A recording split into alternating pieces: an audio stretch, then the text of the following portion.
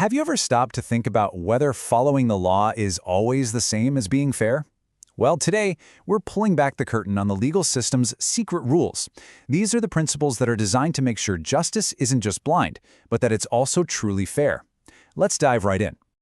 I mean, really think about it. We are surrounded by laws, right? Statutes, rules, regulations. But if you stick to the absolute letter of every single law in every single situation, does that always get you to the right outcome? Let me paint you a picture. Let's say a deal gets broken, but because of some tiny little legal loophole, the strict letter of the law actually sides with the person who broke their promise. So now one person gets totally cheated, and it seems like the rulebook itself is letting it happen. What does the legal system do when its own rules create an injustice? Well, it calls in a referee, and that referee is called equity. You see, equity developed over hundreds of years to basically act as the law's moral compass. It doesn't throw out the rulebook, not at all, but it steps in when following those rigid rules would lead to an outcome that just feels wrong. It's there to make sure the final result is genuinely fair. So, here's the best way to think about it. If the common law is the rigid rule book that's applied strictly and formally to absolutely everyone, then equity is like the wise referee. The referee looks at the specifics of the game, the individual players, the situation on the field, and makes a call that's actually fair in that moment. But, this referee isn't just making things up as they go along. Nope, they have their own set of guidelines to follow. And these are the maxims of equity. You should think of them less like hard and fast rules and more like, well, distilled wisdom. They're the core principles that guide a judge in making a fair decision. It's the toolkit they reach for when they have to navigate those tricky gray areas of justice. And here are just a few of them. Now I know, these phrases might sound a little old-fashioned, a bit stuffy, but they contain these really powerful common-sense ideas about fairness that are still incredibly important today. Okay, so that's the theory. But how does this actually work in the real world? Let's break down a couple of these maxims to see them in action. Let's start with a big one. This is pretty much a cornerstone of the whole idea of equitable justice. In other words, you can't just march into court demanding that everyone else be fair if you haven't been fair yourself.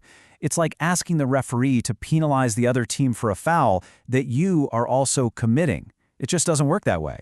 This example is perfect. So, you want a court order, which is an equitable remedy, to force your bandmate to show up and play the big gig.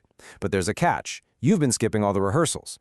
Since you haven't held up your end of the deal, equity is going to say, sorry, no can do. It's that simple. You have to do equity to get equity. All right. Next up. What happens when you've got two different people, and they both seem to have a pretty fair claim to the very same thing? Who wins? Well, this maxim gives us a really clear tiebreaker. If both claims have merit and they're basically just as fair as each other, the court just looks at the timeline. It's all about who got there first. So here's how that plays out. Let's say both person A and person B have a legitimate, fair claim to this one collectible. But because person A made their claim back in January, their right takes priority over the one that was made in March. The first in time prevails. Simple as that. Okay, our final maxim for today really gets to the very heart of what makes equity so different. It's a Latin phrase, equity acts in personam. I know, but trust me, the idea behind it is incredibly powerful. What this really means is that equity is personal. It doesn't just focus on a piece of property or some abstract rule. It looks right at the conduct and the conscience of the actual people involved. It orders a specific person to do something or to stop doing something. This is exactly why these kinds of remedies feel so direct. Think about it. An injunction isn't some general rule for everybody. It's a direct command to an individual. A search order is targeted at a specific person's home or office. Equity's real power is its ability to tailor justice to the actual people in the case. So when you put it all together, what's the big takeaway from all this? It's really this. Equity is the law's conscience. It's that little voice inside the legal system that's always asking, yeah, but is it fair? Without equity, the law would be a much colder, more rigid, and sometimes a really unjust machine.